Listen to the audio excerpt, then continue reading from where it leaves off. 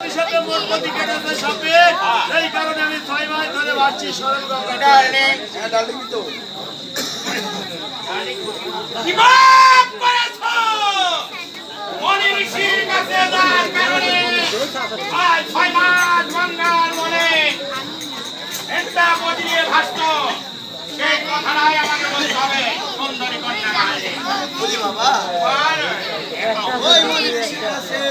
আমি তো কোনো পাপ করিনি তবে লোক মুখে শুনেছি আমি নাকি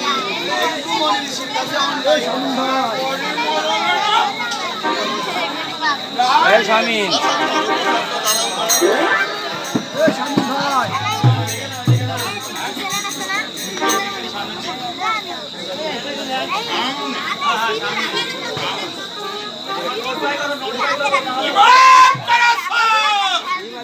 তুমি না বললেও আমি জানি আমার নাম দেবের দেব মহাদেব নটরাজ শিক্ষাগুর ভোলা মহাশয় আমি শীত খাই ভান খাই মদ খাই দাড়ি খাই গাঁজা খাই বিয়ার খাই ডাল খাই ডিম খাই আরো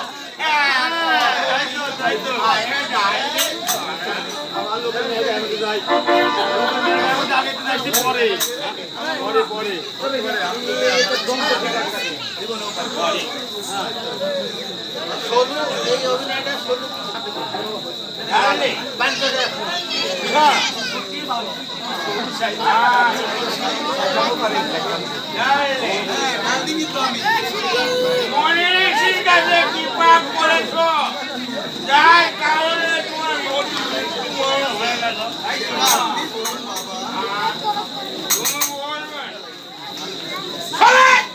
আমার কাছে নোট করা আছে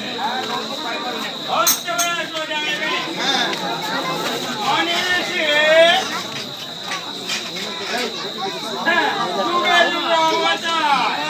তুই ছিল আমার ডালে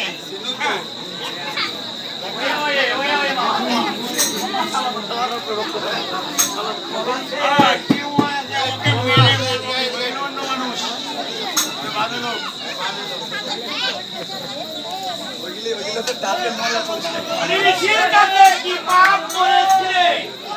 সেটা আমার জানা আছে তুমি মন দিয়ে শোনো মনে ঋষি একজন সাধক সে লাভ করার জন্য গঙ্গার কূলে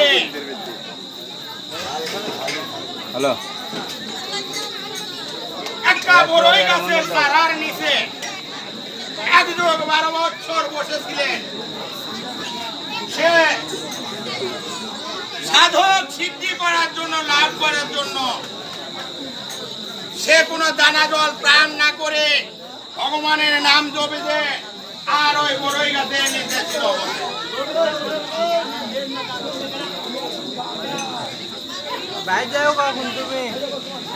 মানব জনম তুল্য জনম 84 জনম ভ্রমণ করে সেই জনম মানব জনম এ জনম আর হবে না আর এই নারী একাই একা নারী 7টা কুলে 7টা জন্ম নিয়েছে এক এক জায়গায় এক একটা নাম ভাঙিয়ে তার নাম রেখে দিয়েছে মনে পড়ে ডালনে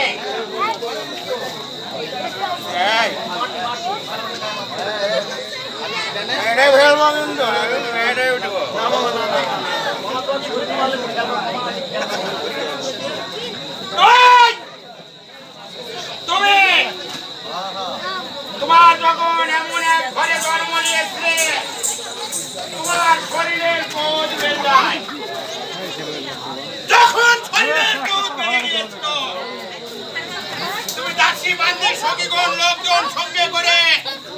গঙ্গায় ধা করেছিলে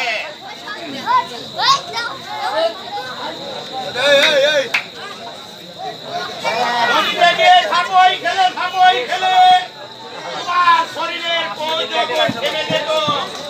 ঘন্টার পুরে ঘন্টা থাকোই করতে তখন তুমি ফিরে আসতে এমন একদিন এমন এক সময় তোমার শরীরের বোধ বেড়ে গেল তোমার দাসী নাই বান্দি নাই লোক নাই জন নাই বোন নাই একাই গঙ্গায় ধা করেছে ডার্লিং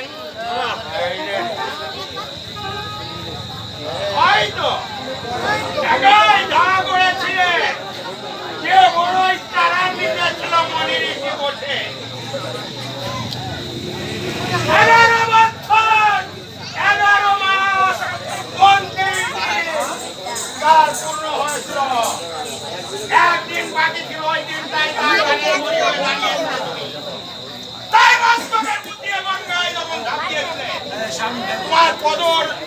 জল ছুটে মনিঋষির মুখে পড়ে মনিঋষির ত্বক ভেঙে গিয়েছিল। কি বলেছিল? কে কে সুন্দরী কন্যা আমার ধ্যান ভঙ্গ করে দিয়েছ?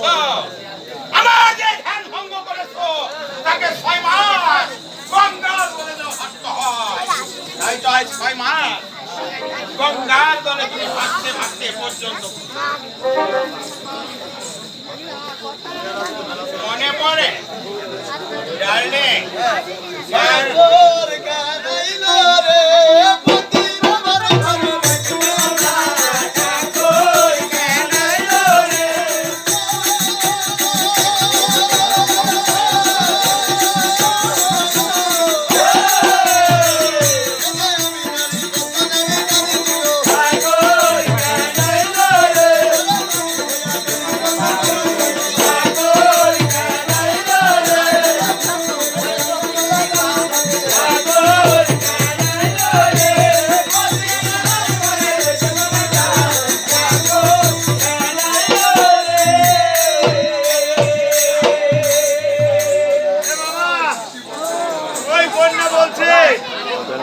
আমি নারী পদ্মা নারী নারী দুয়ো